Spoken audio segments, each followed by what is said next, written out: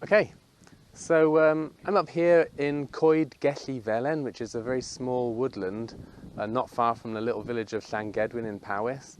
And the reason that I'm here is because a few months ago someone sent in to me, after reading a chapter in my folklore book, a small story about an experience they had as a child when they were playing in the garden just at the bottom of the hill here.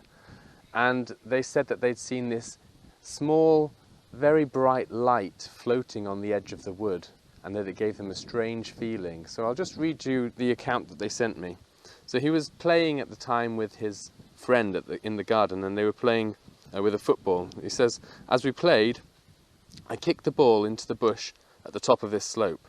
When I went to retrieve it, I noticed a small light on the opposite side of the fence, a floating kind of star, a single orb of light small enough to be mistaken for the catch of light in a creature's eye.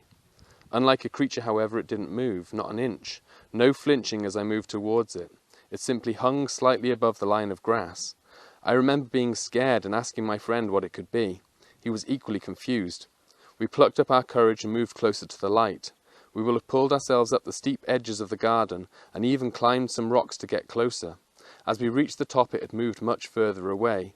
It hadn't made a sound or disturbed the grass, but there it was, floating and watching, just now deeper into the bush and toward the trees.